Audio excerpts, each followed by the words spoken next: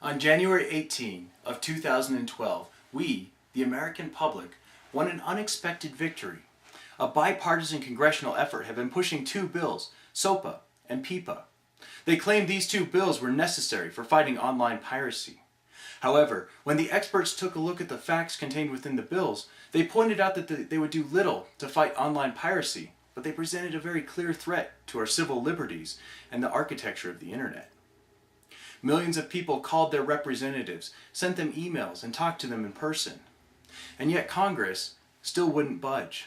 And then on January 18, we staged a massive internet-wide protest that finally forced Congress to acknowledge that these two bills were fundamentally flawed, tabling them indefinitely.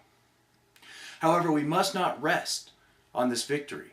It is time to fill Congress with men and women who are willing to take a fact-based approach to creating public policy.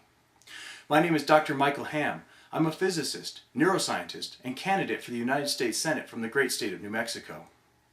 For far too long, Congresses have been pushing the big issues further and further down the road, hoping that eventually a future generation would step in and fix them. Well, I'm ready to step up. I'm willing to do what it takes because I want my son to grow up in an America that is full of promise and not empty rhetoric.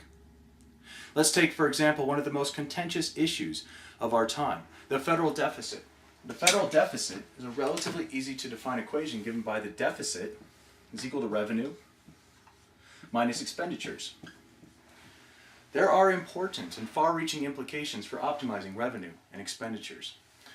However, we as a Congress must engage in a fact-based discussion with the public if we are to ever do what they have long demanded and set this equation equal to zero. This is not a journey a single senator or representative can take on their own. If you're ready to take an empirical look at public policy, I urge you to run for Congress.